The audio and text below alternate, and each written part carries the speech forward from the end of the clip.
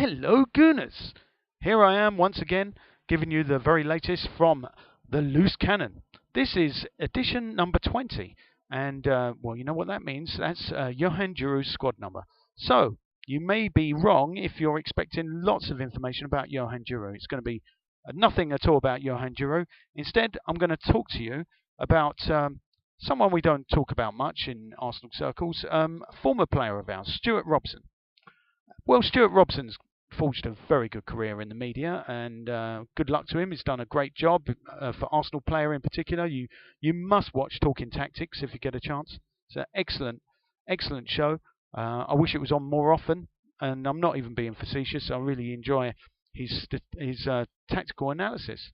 But recently, Stuart Robson has upset me slightly. I confess I'm not happy with what he said about Theo Walcott. He's not been that disparaging, but I just think he doesn't realise how good Theo is. He tends to go on about Abu Dhabi and what a great midfielder he is, and we've seen that Stuart. Well, perhaps it's down to injuries, but Abu Dhabi certainly hasn't lived up to expectations, let's say. But Theo Walcott, I think Theo Walcott's, by all accounts, not just mine, has had a really good season, and he deserves to start for England in Euro 2012.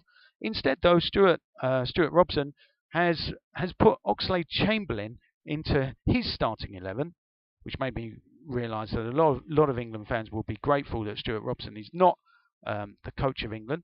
But that's how he started, although I say that, but Oxlade-Chamberlain obviously very popular. And me personally, I'd love to play both of them. I'd play Theo in his proper position as a striker, or perhaps I'd even play him in that one removed off the striker position, in the hole, a bit like Ashley Young played against Norway in the friendly game. Perhaps I would use Theo in that position. Then I could play Oxlade-Chamberlain on the right wing, or possibly even on the left wing, because Stuart Downing, quite honestly, how Liverpool ended up paying so much money for him, I said at the time it was a ridiculous fee, whatever it was too much.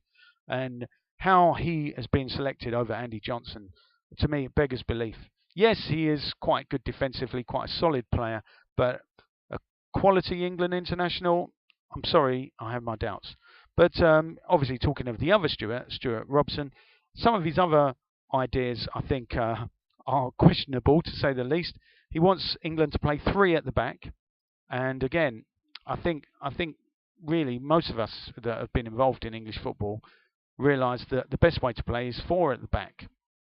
Mainly because English players are used to that, and they don't really take kindly to change for change's sake. And this sort of three at the back, I just don't really see where he's coming from on that argument. He reckons that if you play three at the back, then the full-backs don't have to do two jobs. Well, I'd argue the complete opposite. In the games I've seen, the players, the right and left back, are effectively wing backs, and normally the wingers. Depends on the way the system's played, but the wingers are normally tucking inside to congest the midfield. So therefore, the wide players are purely wing backs.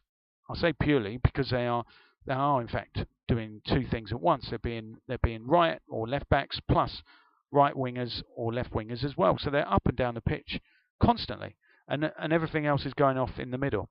All the other players all in a sort of bundle there. So that's my view on it. If you've got anything to say on it, just drop a comment below. Meanwhile, I'm going to tell you something else, just consulting my notes on Microsoft Word, a little plug for them. Obviously, now we know the power of Twitter, because via Twitter, the world found out that Eden Hazard, if that's how you pronounce his name, is on his way to Chelsea for around about £30 million. That transfer fee hasn't been revealed. It's not been confirmed by Chelsea as of yet that he's going to be a Chelsea player, but it looks like Eden Hazard is heading to the blue side of London. Why not the red side, you might ask? Probably because we didn't want to pay enough money to make that deal happen.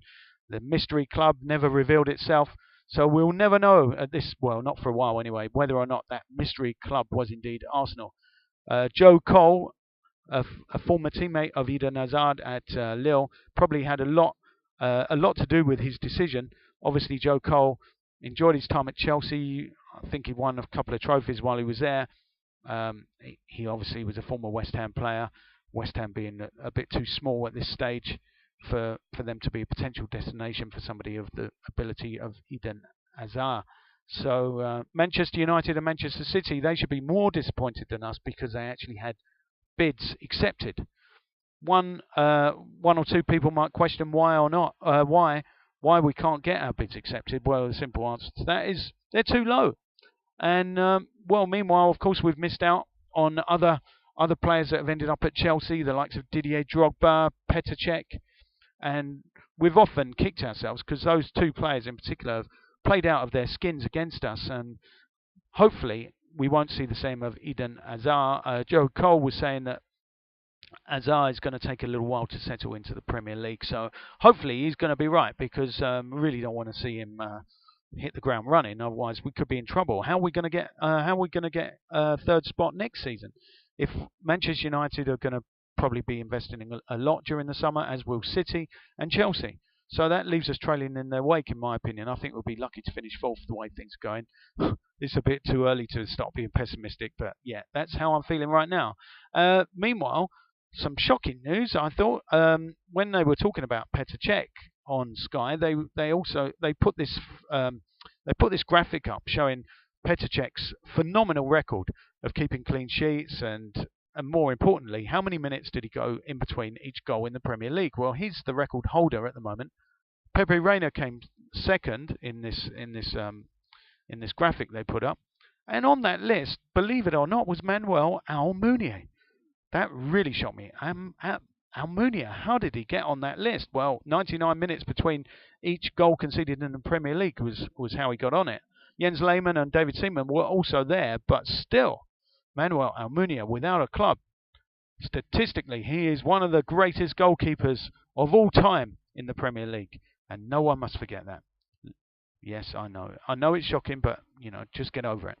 Well, meanwhile, a bit less shocking, even though I feel like I'm instrumental in making this news, is Olivier Giroud of France.